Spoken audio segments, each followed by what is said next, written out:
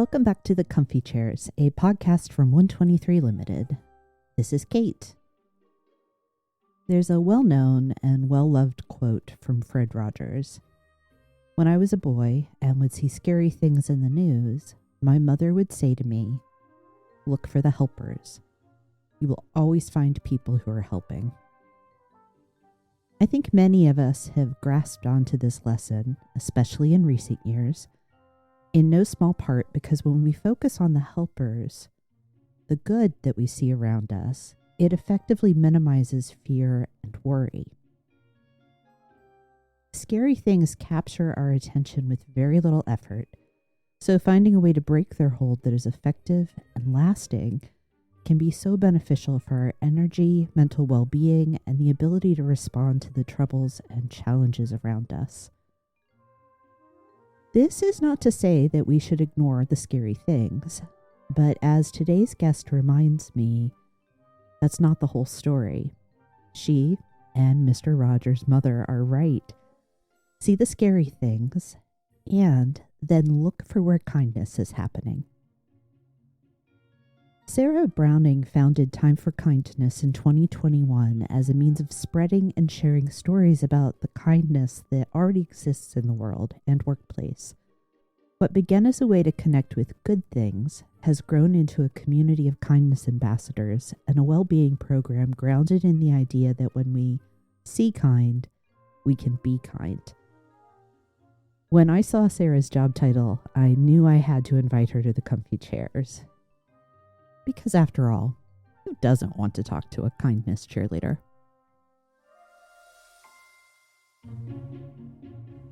Welcome to the Comfy Chairs, Sarah.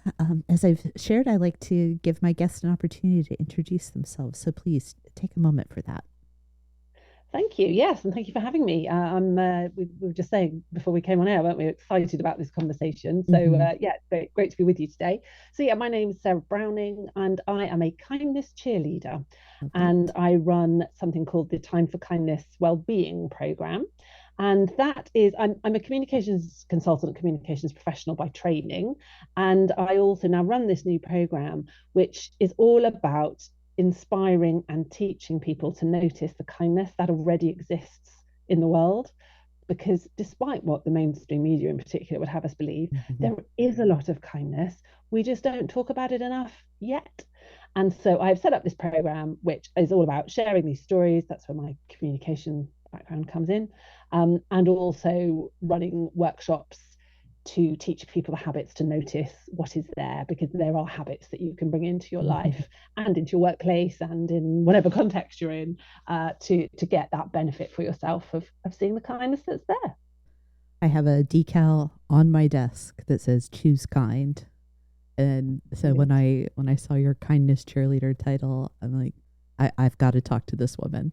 I'm so excited to have this opportunity to talk about something that is just so important. I don't even have the right words to talk about how foundational, elemental, like subatomic level kindness in the world is needed, and particularly in the workplace and leadership. So I'd like to... Oh, go ahead, please.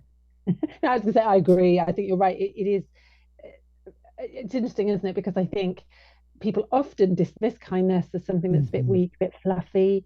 But I completely disagree with that. I think it is powerful. And the reason I think it's powerful is because it connects us as human beings. And, yes, we need more in the world. There's always room for more, isn't there? But there is a lot of it there already. Yeah. And that, I think, is where my starting point has come in, because sometimes the kind of choosing kindness can feel, particularly if you think, oh, am I going to be called out as being weak or fluffy or whatever, that can feel a big step. And noticing the kindness that is there already can be a step towards that, so sort of to help you get more used to seeing what's there. This is a little bit off script, if you will, but I think that's talking about the strength that underpins kindness is really important right now. We're about 1 or 2 weeks out from Mark Zuckerberg making his masculine energy comments. Yeah. And while I typically try to stay away from current events or politics, it is so damaging to make that sort of distinction between, well, one, feminine and masculine, but also treating things like kindness as problematic. Again, Yeah. particularly in work, because that leaks into our culture in ways. Yeah. And I don't know that I necessarily want us to go down the defining feminine, defining masculine, any of the gender politics there, but it is, we have, I think as a society, one of the things that we've drifted off of is really understanding what is strong and what that means for how we treat people. Yeah, I agree. And we have, I'm based over here in the UK, and I think we have similar issues Mm-hmm. around that. Yeah. But what I think is, I think one of the reasons, so I've been running the program for 4-ish years now, Mm-hmm. and it came about kind of late 2020, early 21, when, like a lot of us, I was thinking, what on earth just happened there? Mm-hmm. What's going on in the world, and what can I do to sort of bring something, important to me, to the world? And so since that point, that was the point at which I thought, do you know what? Kindness is really important to me. And more than that, I believe there is a lot there. And at Mm-hmm. that point, it was really just my own kind of belief, if you like. And I was, very much in that position of thinking, oh, is this going to be a bit embarrassing if I start talking about this, particularly if I start talking about this in a work context and I'm on Mm-hmm. LinkedIn and I talk about, kindness and those kinds of words. But what I found is, well, a couple of things really. One, the more braver I have got to Mm-hmm. explicitly the language of kindness, more and more people have responded positively to that and are starting to use it. And also what I've discovered is that there is a lot of, and an increasing body of, academic research out there Yes. that shows actually it's not just somebody or some of us kind of having this belief that might be a bit unsubstantiated. Increasingly there's a body of research that shows just how powerful kindness is, how positive it is, what difference it is making. So some of these kind of grand proclamations we get from, and you've named a name there, and there are others, some Yeah. of that stuff, it just isn't true. Actually, that is their belief or their view of the world Yeah. that isn't always backed up. So I think for me there is something in terms of kind of kindness, as I say, particularly in a workplace context, of naming it for what it is, and being more explicit about that, has in itself, a positive effect. Yeah. Words matter. They just do. That's one of the very first guests I had way back when I started the podcast in 23.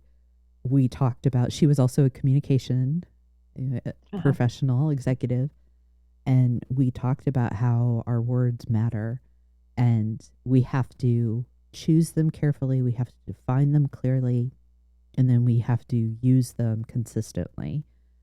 And the that struggle with, if I talk about kindness, um, is it going to undermine the message, really resonates with me, because my central message is leadership is love. It is a love story to be a great Yeah. leader.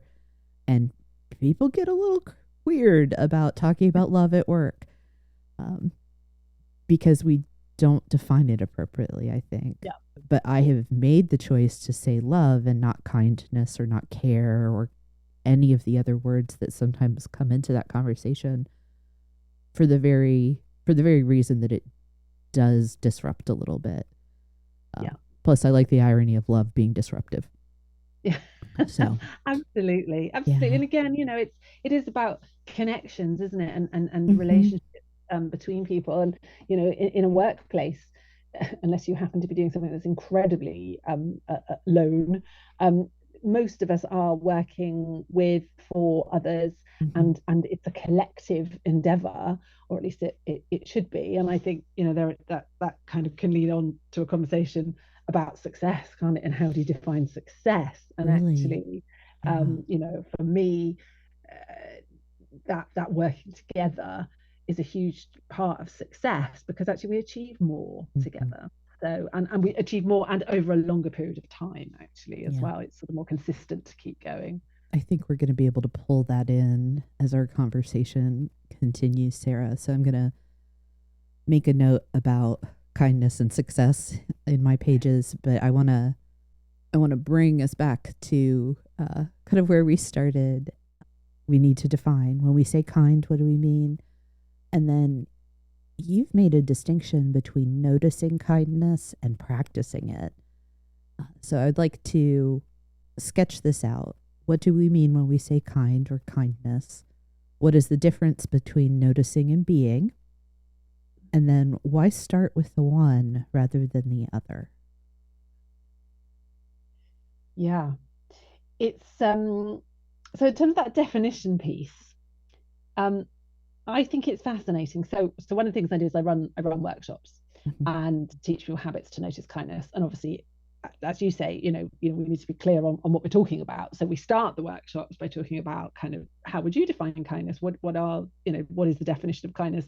Let's kind of all get on the same page, as it were. And the truth is, there is no single definition of kindness. I have various ones that I use at various points in different workshops. But essentially, what I've noticed is that whilst there isn't a sort of a single, this is the one we all agree with, this is the absolute definitive definition, there are common strands. So they all tend to have an element of action in them. So kindness is an act. Kindness is something that you do. There is such a thing as kind thoughts, of course there is, but that's a slightly separate thing. But yeah, kindness is active. So you are doing something for someone else or for yourself, actually. Mm. Um, there is or usually an element of positivity. So the thing that you are doing is causing some kind of positive impact. And kindness is a positive, leads to positive outcomes. Again, for someone else, might be for yourself, probably both. And in fact, it is also not just the two, the kind of the giver and receiver of the kindness, anyone who sees it also has a positive impact on them. Mm-hmm. And then the third element often comes up is about intention. And it is about that sort of what was the intent, and that there is usually some kind of positive intent in terms of what you are, how you are choosing to act. So I've really broken it down there. I don't know if that's actually ended up defining it or not, I really. I think so. I think it is an act that is intended to create a positive impact. Yeah, perfect. All right, you've done it. Yeah, And yeah, the wonderful thing is it has the potential to be mutual. yes, yeah, yeah, absolutely. And I think when I can't now remember off the top of my head, but one of the definitions I often use is the kindness is when you do something for someone else that you don't have to do, because it will cause a positive Mm-hmm. outcome for them. And so I think there is that element of choice as well, that comes into that one. Why noticing versus practicing? I think for me personally, it was because I am a communicator. So initially, my thought process was kind of recognizing kindness as something that I believe in and that I think is important and that I believe there is a lot of, but we don't talk about enough yet. And then from there, I thought, okay, well, if that's the case, what can I do about it? What can I Mm-hmm. bring to the party, as it were? And because I'm a communicator and I've worked for a long time as a communications consultant, I thought, well, what I can do is I can tell stories. So actually, that's a good place for me to start by sharing stories and amplifying these examples of everyday kindness. And I'll be honest, for the first year or so, I was really just playing at it. My daughter, who I think was something like 13 at the time, taught me how to use Instagram because I'd never used it before. And then I spent that first year kind of just playing at it, really, and fine. Noticing kindness comes quite naturally to me. So I was seeing a lot of stories and I was popping them up on my website and on my social media. And then I got to a point where I thought, actually, people are responding really positively to this. And the words that kept coming up were people said it made them feel positive and it made them feel hopeful in a world that wasn't always giving us that and still doesn't always give us that. Mm-hmm. And so that again was for me a sign that yeah, I'm on the right lines here. This is something that is important and needs to be done. And so that's how it's continued really. And as I say, the sharing of stories that has remained the kind of one of the strands of the program. I now run workshops because what became apparent was, whilst as I say, it mostly comes naturally to me to notice this stuff. It isn't easy every day, and it's not easy to everybody either. Not everyone is quite so naturally predisposed, I suppose, to notice. So I thought, well, actually, what can I do in that then? Then I can teach them these habits that are not particularly complicated, not difficult, but again, like most habits, it's a question of practicing them, isn't it, and learning them. And what I have always said is that whilst I am not in the business of teaching anyone to be kind, I'm teaching them to see kind. I think being kind is probably a byproduct. I think that Yeah. people are probably seeing the stories and thinking, oh, I could do that.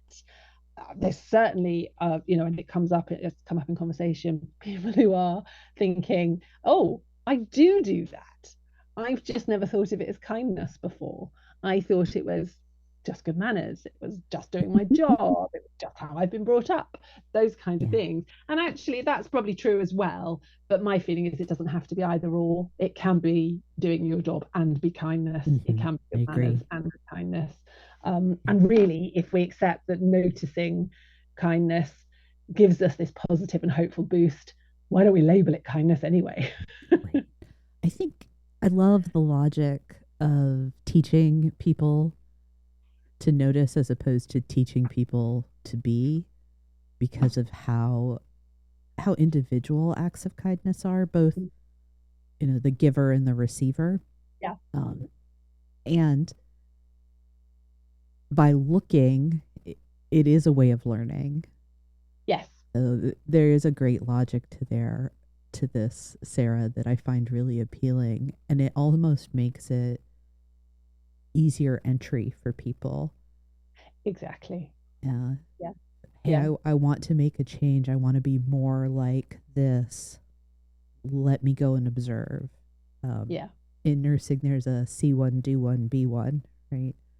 Or Yeah. teach one, Yeah. depending. And Yeah. it's, you know, you're starting with that. Go and watch and see what feels comfortable to you. And then, because you're seeing it and it's attractive and it's hopefully not scary or too scary, there's no barrier to doing it. That's wonderful. That makes a lot Yeah. of sense to me. Makes a Yeah. lot of Thank sense you. to me Yeah. because I Yeah. I will admit initially I was like, well, noticing is nice, but what about actually stepping into the fray and being? And now I can see, oh, of course you start with watching. We start with our sight essentially, and then we can move to doing more Yeah. Yeah. naturally. Wonderful. Yeah. And I think what it's doing as well is it's helping to get past um, that fear of action, but also again that fear of, well, perhaps it's a bit embarrassing, Mm-hmm. and perhaps it's not something I should get involved in because I'm going to be showing myself as weak or whatever. But if you're observing kindness, you're noticing kindness, you are going to be seeing a heck of a lot of it. And so actually that also helps you then to realize, actually, this isn't as embarrassing or weak because look at all these people that are doing it. Look at all Mm-hmm. the stuff that's going on. And I won't be a kind of a lone voice that will get shot down for this wacky idea I've had or whatever. So I think that helps as well, just in terms of, and I guess to some extent, that was my starting point was really a sense of stubbornness that I have, that it's blooming well there.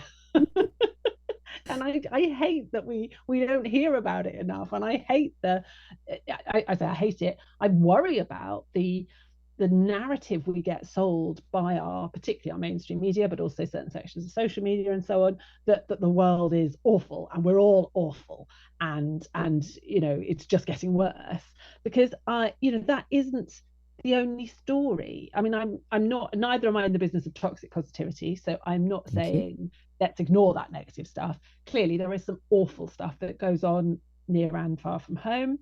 But what I'm saying is that's not the only story. And if we're not careful, we do end up believing it and it becomes a downward spiral. Whereas we need to rebalance this story with all the great positive stuff that's happening, all the kind people, all the amazing kind leaders, all of that stuff, so that we can go, actually, yeah, that's who we are. That's who most of us are. Yes, there is this other stuff as well, but most of us are over there. It's interesting to me. You talked about media and social media, and those, I think those sit at these very unhealthy ends of the spectrum where mainstream media, quote unquote, does tend to be highly negative, sensational. You know, if it bleeds, it leads. Social media, highly curated to show perfection. Yeah. Everything is filtered, literally and figuratively.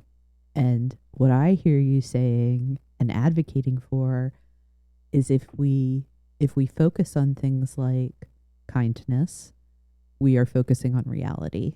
Yeah. And we are telling the real story. I'd like to go on to that next prepared question, because I think this is where we can start to pull in some of this conversation about strength and success as well, is the role that kindness plays in making connection, particularly in the workplace. Sure. Yeah, absolutely. Well, I so when I run my workshops, we kind of do the defining bit, but then we do talk about some of the the evidence and the proof and the kind of why does it matter? And actually, there are some interesting studies that have been done in a workplace setting, which might be quite useful to mention here. So, the first one is that there was a study by the Harvard Business Review, and they showed that leaders who expressed kindness in the course of their work and their leadership, they found having difficult conversations, such as providing uncomfortable feedback, that kind of thing, they found that easier than leaders who were not regularly practicing kindness.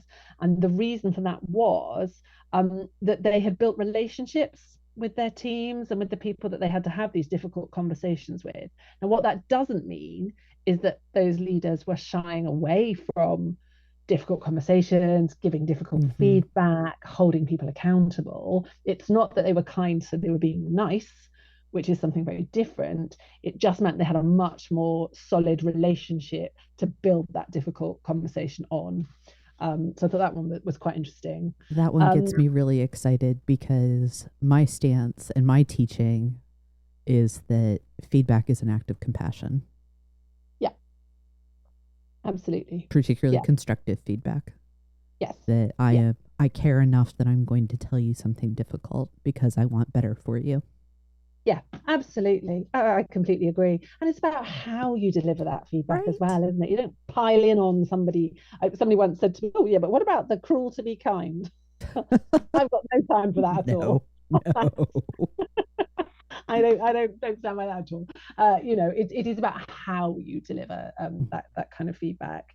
And the accountability thing is interesting as well, isn't it? Because the holding, as you said, kind of it is an act of compassion, and the kind of holding someone accountable. If you're not holding them accountable, actually you're setting them up to fail. You're letting them, be in that difficult position. You're not either being kind to the people around them, because typically what will happen within a team setting, if somebody is not performing, is not doing their job, then others will pick it up and will pick up the slack. So actually there isn't a kindness to them. So that kind of making it really clear what objectives people have, kind of what the expectations are, what you're all working towards. I think it's Brene Brown, isn't it, who talks about clarity is kindness, or she does. She does. Like and I have to smile because I have a whole series of soapboxes about accountability and how that has become really a misused, a miswielded concept, particularly at work. If your focus is on holding people accountable, you are too late. Yeah. You have to create accountability up front. You have to put the effort in, be kind, demonstrate love, be effective by making certain people understand this is the expectation. And then Yeah. everything that flows after that happens in that mutual accountability relationship. And if you're the leader, you are demonstrating that you care about that person's success when you do things like give critical or constructive feedback, and when you deliver positive or negative consequences as well. Yeah. You can trust me to do what I say I will do. And like you said, it's not just the employee who may be the focus of that.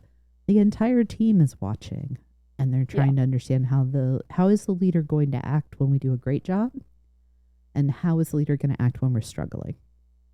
Yeah. Yeah, absolutely. And you use the word trust there, and that's so much of it, isn't it? That is so much at the heart of effective relationships in any context, actually, but particularly in a work context. And actually, if they're watching and they're seeing that if somebody slips up or something happens and they get treated badly, then they're not going to trust you. And what they're going to do is when they slip up, they're not going to tell you. They're going, or they're not going to try, even try to get to a point where they think they might. There's a whole, raft of consequences, isn't there, because of a lack of trust. Yeah, we're definitely in the space of psychological safety too here. And this is the kindness doesn't mean nice. You don't have to be a sickly sweet nice guy or girl or other to be kind. You can be direct. Again, it's what's your intention, and are you trying to have a positive impact? Because psychologically safe teams, they say the hard things, but they say them because they want the best for each other and whatever the work is. Yeah, we were talking about the kind of relationships in the psychological safety, and again, I think there's I've not got sort of any particular references to hand, but I know that there are studies that are being done in that space as well to show the kind of difference that makes, not just in terms of the individual, but for the organization, the business as a whole. Because I think that's the other thing in terms of kindness in a workplace setting. Yes, it's good and positive for the individual, but actually it is also very positive and the right thing to do for the business. Yes. And for the success of the business. And another one of the studies that I have got a note of here was done in Canada, where they found that in organizations or businesses where kind behaviors were encouraged, there was a 20% performance improvement in those businesses compared to the organizations where the kindness wasn't encouraged and wasn't happening. I mean, that's a massive difference. So, clearly it's not just a personal benefit. There's a competitive advantage to it as well if you nail that kindness in your culture. It is so hard to understand why, with all the mountains of evidence around how humane, empathetic, kind, compassionate, loving, whatever word you want to use there, but how that type of behavior, environment, and leadership has such a positive impact, and yet it is not the standard. Yeah.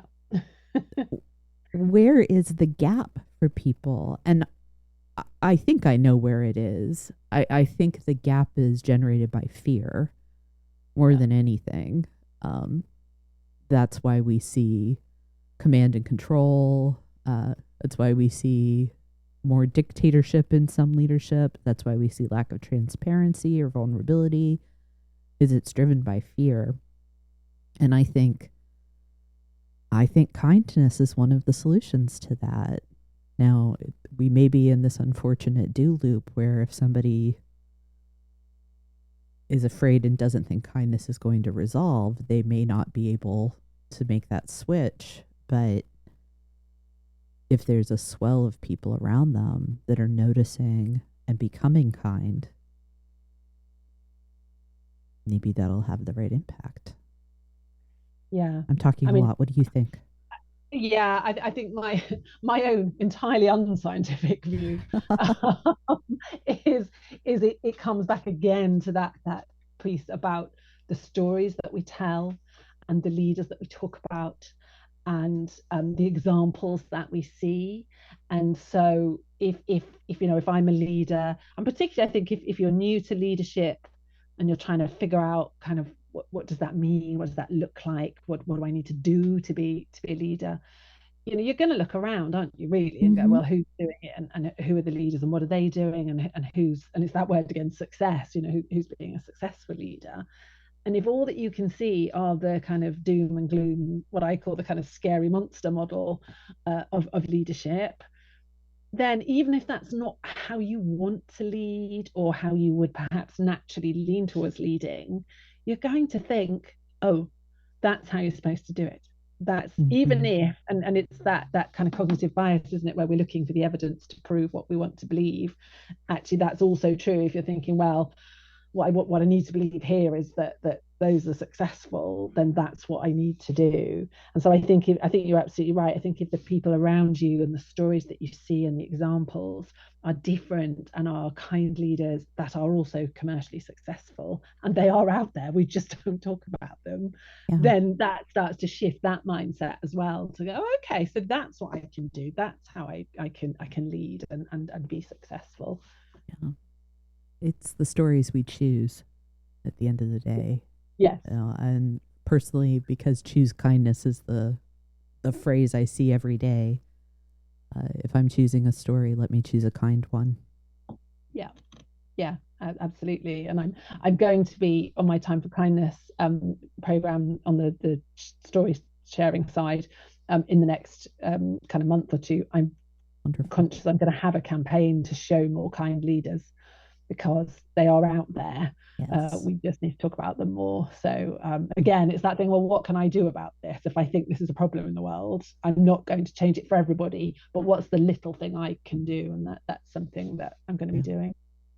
I'd like to, we've talked a bit about business, the success rate's the 20% more productive, which I'm guessing also tells us more about engagement.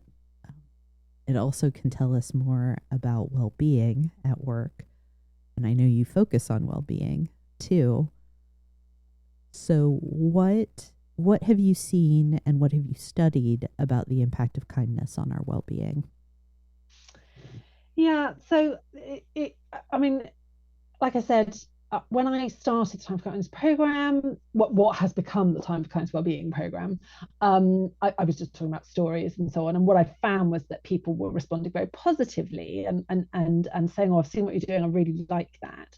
And when I started to explore with them more what it was that they liked about it, the words that did keep coming up were positivity and hope, and as really as straightforward as, people have said to me things like, it has changed my view of the world Hmm. because I can see that this kindness is out there and that these positive things are happening. And so just at that kind of fairly gut level, I suppose, seeing these examples of kindness appears to be making people feel better, and actually, even if it's they feel better for a little while they've read those stories, over time, even looking for those stories and reading those stories becomes a habit. And so that kind of positive feeling, it doesn't necessarily, well, it doesn't automatically kind of fix lots of things, but it just makes you feel better. And one of the studies that I talk about that I really like in this space, there's a researcher called Dr. Catherine Buchanan, who's based at the University of Essex over here in the UK, and she did some research so going back a few years now, we've had some terrorist attacks, Ariana Grande concert That's right. over here in Manchester, and Catherine did some research where she showed one group of people footage of around the terrorist attacks, and then she had another group that she showed that footage, but she also showed them the footage of people who helped and the medical professionals and all sorts of other people that got involved and helped. And what she found was that the people who had seen the helpers as well, they reported far fewer negative emotions, and they felt more positive about the world in general. And again, on the one hand, I think, yeah, that seems like it would be obvious to me, but it isn't obvious to everybody.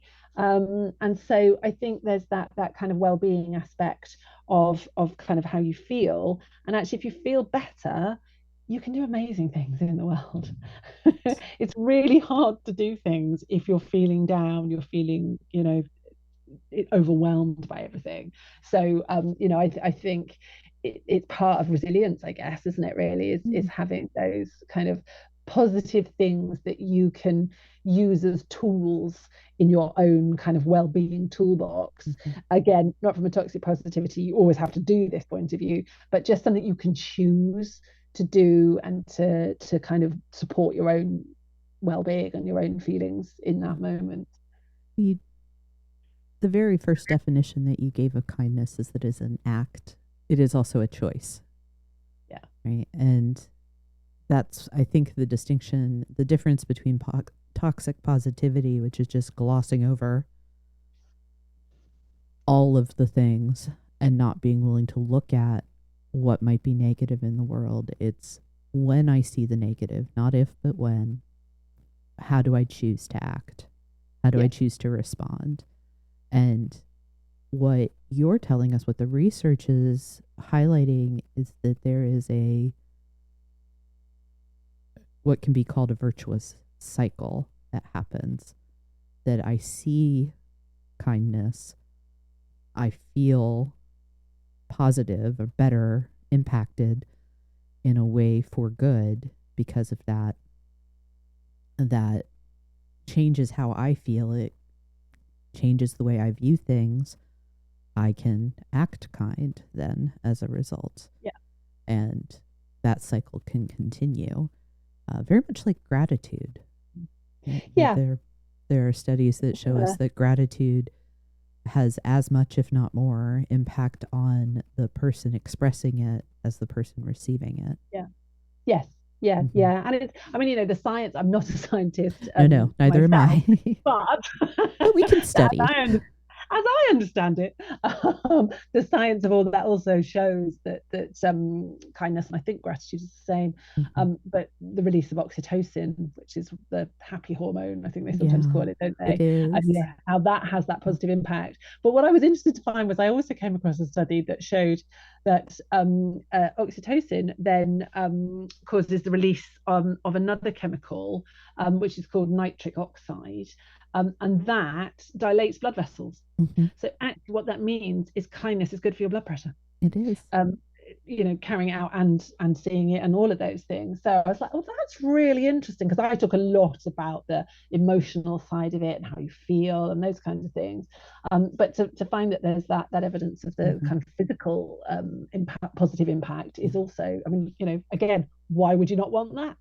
Well, and oxytocin is not just the happy chemical, it's also a chemical that creates a feeling of bonding. Yeah. Interestingly enough, they've done studies that show that petting your dog releases oxytocin in both participants, the human and the canine, and that's one of the reasons that we can feel so connected to our pets. There's no evidence yet that cats experience oxytocin that way, but we do, which says a lot about our relationships to cats. But that pet relationship points a finger toward when we do something. And I'm not saying go out and pet people. I mean, you can if you want. See what happens. Permission first. Yes, right. But that we develop more connection. So something happens in us physically, it's good for our blood pressure, it's good for our mental state. And I think a fast way, it's a little bit sloppy, but a fast way to talk about it is also good for our spirit. So our hearts, our minds, our bodies, and our essence, our inner self, are all benefited when we see or we do these things. Yeah. Yeah, that makes a lot of sense, and it's very appealing. It's very Yeah. appealing too. Yeah. Yeah. Yeah, absolutely. And I think, there's a lot of people, isn't there, that is appealing to, particularly now. There are a lot of people that are looking for something different than the typical kind of narrative or the kind of traditional way Mm-hmm. of operating. Um, Certainly, it feels to me that there is a kind of a more of a swell of people talking about kindness, talking about these kinds of things in all sorts of contexts. And for me, there's something about that kind of responsibility to kind of keep the momentum going. Well, I think this is where the idea about kindness being strength and bravery um, comes into the conversation. That when you are choosing it in the face of not kind or in the face of scary, um, there has to be courage present for that, Yeah, because we're not wired to put ourselves at risk, and even if it's offering help shouldn't feel risky. It's horrible that it does, um, but when you face risk, like being the person to speak up, being someone who will enter the literal or proverbial burning building to help someone else, that act of courage, not everybody's able to get over the barrier of fear there. yeah, I feel like there's giving kindness and grace to people who aren't always kind. If we can understand that fear motivates so much of what we do, yeah, it's one of the balms that we can offer. Like, this person didn't behave the way I would want them to. Let me be kind in the face of that. yeah, yeah, absolutely. And like you said, it isn't always the easy choice No. at all. And for some of us, we are lucky enough, privileged enough to be in a position to offer that in a way Mm-hmm. that others aren't always. So there's a whole load of kind of layers to it, and kind of it is quite complicated, It is. as well as being quite simple. Yes. On the Right. one hand, it doesn't have to be complicated, but on the other hand, we're human beings, aren't we? We're all kind of multi-layered, and, Mm-hmm. and it can be a bit messy. But I think one of the kindest things um, that you can do is listen to other people, and genuinely listen in terms of what they are saying and the words that they are using, but also what they're not saying Mm-hmm. in the kind of body language or the way they act, and those kinds of things. And I think that aspect of kindness is often overlooked, Mm-hmm. actually, but it can be incredibly powerful. I want to I want to ask you a little bit about sort of the where to start, some of the habits that you support. I don't want to ask you to like give up all of your secrets, but if there's a listener who's saying, I want more of this, I want to be more kind, um, you talked about listening, uh, which seems pretty straightforward. But what are some of the other things that you advocate for? Well, so one of them actually, and uh, it's possibly even the place to start, is to be kind to yourself. Because I think it's much easier to notice things in other people and to act in a way to other people if you're experiencing it yourself. And being kind to yourself looks very different for different people. So, Mm-hmm. it might be reading a good book, having a bubble Yes. bath, or something like that. It might be that. It might be spending more time with the people you love, spending less time with the people who drag you down. It might be finding ways to deal with that little voice in your head that tells you you're not good enough. Yeah. That there's a whole range of things that might be being kind to yourself, and there is no right or wrong, but it's kind of finding what works for you, and things things you enjoy doing. So actually, one of the ways I am, my kind of go-to, if you like, of being kind to myself is I create art.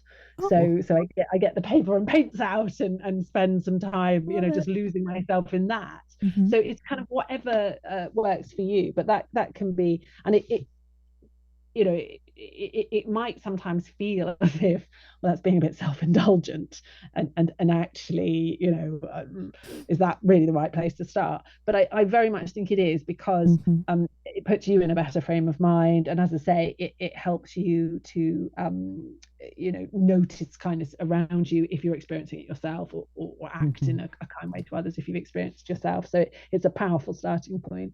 There's a really great symmetry in what you're talking about here. The start with yourself, and you can start with listening. What are the stories I tell myself about myself? Yeah, yeah, And becoming aware, and then being willing to step in and intervene on behalf of yourself with that little yeah, voice, or voices, depending on how harsh you can be for yourself.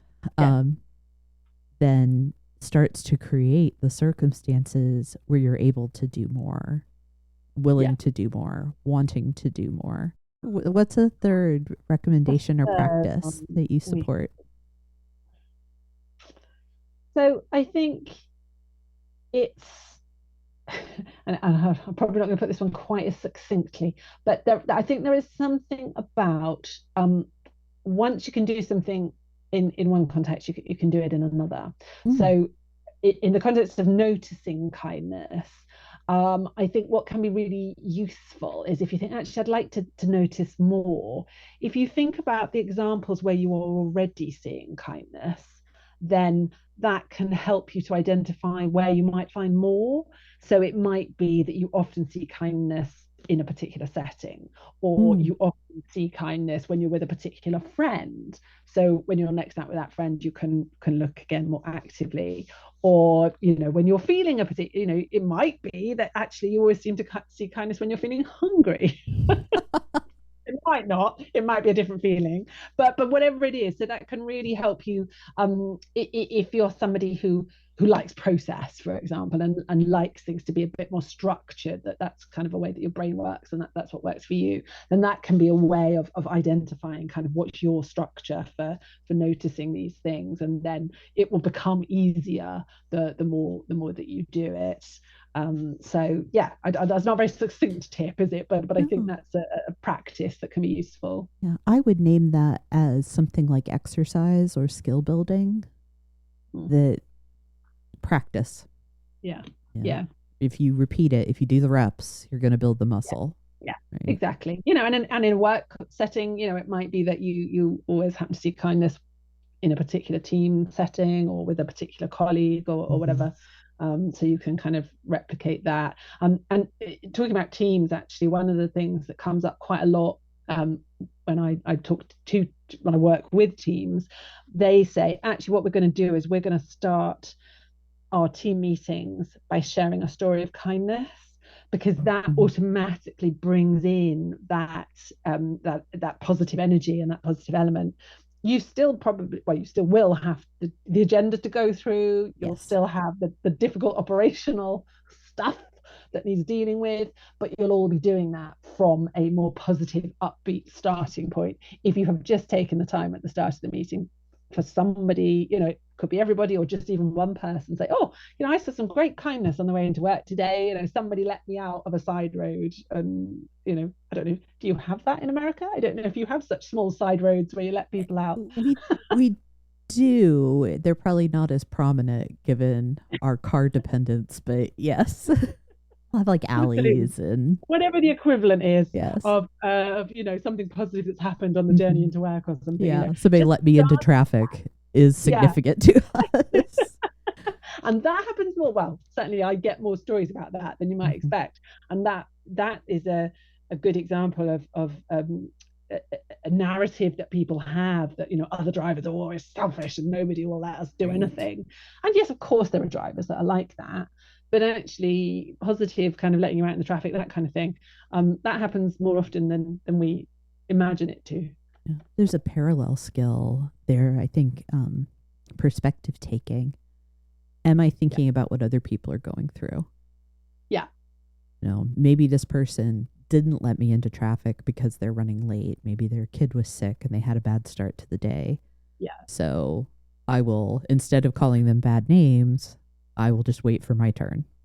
yeah, yeah, Uh, absolutely. And it's beneficial to you too as well, because where are you going to put your energy? Are you going to yes. put your energy on getting cross and ranting and raving, or are you going to put your energy on something a bit more positive that has a benefit for you as well as those around you? Yeah. Another thing I like about that practice of let's start with a kind story, a kindness story, is that it opens people up to connect with purpose and meaning, whether Yeah, it's individual or organizational. I know that you've done a lot of nonprofit communications with my healthcare background. Mission connection, value connection has always been pretty straightforward, yeah, but that's not the case for every industry, company, or team. So something like sharing an act of kindness, observed or done, can be a way to have people thinking more about what's my why, what are we here for, what are we trying to accomplish. yeah, yeah. And it's a connection thing again, isn't it? Mm-hmm. It's the way. So if you're not connecting over a kind of a bigger mission or vision or whatever, actually you're connecting over basic humanity. Right? It's something we've all got in common. So Yeah, that can be a great place to start. love that. Love it, love it, love it. Um, I have had a question pending in my head for probably a 15-20 minutes now. You told us that you started on Instagram. Do you remember the first story of kindness that you shared? Oh, now you're asking. I know it's been 4 years. That's a lot. No, would be my Okay. honest answer. Okay. I don't remember the first. I think one of the early ones um, was, and actually it's one of those kind of where do you put your focus things. Actually, it was a friend of mine who had been to a shopping mall. Lots of the doors were broken, so there was only one set that were working, and there was Mm. an older lady trying to come out, and she kept trying to come out, and people were streaming in, and she couldn't get out. She had to keep stopping with her little walker, and then my friend did stop and let the lady come out. And I really like that one, and I talk about it quite a lot because it would be easy to focus on all those people who didn't stop, Mm-hmm. and yet one person did. So that she only needed one person to stop and let her out actually and show her that kindness. So I don't know how early on that was, but that was fairly early. But Mm-hmm. that's intriguing. Now you've made me think, well, I'm going to go and have a look and see No, where did we start. I'm gonna have to go look too. What is the most recent story that you've shared? Again. Yeah, I know it's not my a fair question because it's my asking you to remember. luxury my luxury, one of my ways of being kind to myself is that I was a social media manager, and she is absolutely brilliant. For because she is so much. So I spent that first year playing with it on Instagram myself, Mm-hmm. and then when I thought actually I need to start taking this a bit more seriously or whatever, I got Alexis involved as my social media manager. So I don't always know what the latest one is, but I know, and I don't know if she's published it or not yet, but one that is about to come out if it hasn't already gone up was I'm part of a group coaching Mm. set, and we meet once a week online, and coach each other and help each other with kind of business challenges and so on. And I was we're on screen, so we're all in different places, and I'm looking at my camera thinking, oh, I look a bit pale and pasty today. I really need to sort out my lighting on my camera. And one of the others in the group said, "Oh, I've got this amazing little, effectively a ring light, but like a little a light gizmo gadget thing." So Mm-hmm. she was holding that up, showing it to the rest of us. And again, so I've kind of used that one as a brilliant example of that kind of sharing tips and recommendations Yes. with each other. It can be again a really really small thing, and many people would say that's just what you do, but it is a kindness, to Hmm. help someone in that way. Yeah. One of the one of our family rules, if you will, um, is an outgrowth of the fact that my husband was a Boy Scout and an Uh, Eagle Scout. It's just, and then he was a Scoutmaster, so the Boy Scouts, it's a big part of sort of our family culture. uh-huh. And it's do that good turn daily. Find one act of kindness to do, one way to help somebody else. Because you just don't know what people need, right? Yeah, that's it, isn't it? And it's over here we have a lot of WhatsApp groups that were set Mm. up road by road during COVID with for people to help out, and actually those have carried on. Mm-hmm. We're kind of years pretty much everyone now can go get their shopping, get their prescriptions, and do all the rest of it. But actually, we've still got a lot of those road groups where neighbours can do exactly that and help each other out. Oh, wonderful. What are some key takeaways that you'd like listeners to have from the conversation? Yeah, so key takeaways, I think, are probably the things I've repeated a lot. So one is that kindness is powerful because it connects us as human beings. Um, I want people to know that there is a lot of kindness in the world. We just don't talk about it enough yet. And then following on from that, it would be great if we can all make that conscious effort to look out for more of that kindness that is there already and talk about it, because I Mm-hmm. think that's really key, is that it's great for us to notice it and that has a powerful impact, and then if we also talk about it, tell other people, then that spreads that conversation and that tries to change, or begins to change that narrative that we all have about our world and ourselves within it. So yeah, I think that would be my key points. Thank you. I think something I've learned from you, Sarah, is that we have the opportunity to train or retrain ourselves to see even simple choices as acts of kindness. And it Yeah, doesn't have to be the big stuff. It can yeah, be the simple thing like sharing information, holding a door. yeah, And if we are looking for that, it will just accumulate. It becomes kind of a snowstorm for us yeah, that all these good things pile up yeah, because it is absolutely. everywhere. Yeah, absolutely, absolutely, and it is that thing of, exactly as you say, once you start to notice, you notice more and more, and it does. There are ways to make it a conscious effort to Mm-hmm. start with, to look for things, but the more you do, like any habit, the more you do it, the easier it becomes, and it's not. I'm not asking you to add anything extra to your to-do list. It just becomes part of the way that you are in the world and Mm-hmm. what you're seeing. Yeah. And at the end of the day, you will benefit from it physically, mentally, socially, and you will be able to have greater impact yourself. Yeah, absolutely. There's not much better than that. Indeed. Excellent. Sarah, thank you so much for your time. Yeah, thank you for having me. I've really enjoyed the conversation. It's been Yeah, great. me as well. I have that good oxytocin feeling. So that'll carry Me me too. through the afternoon and I hope for you through the evening and night. Indeed. Thank you again. Thanks very much.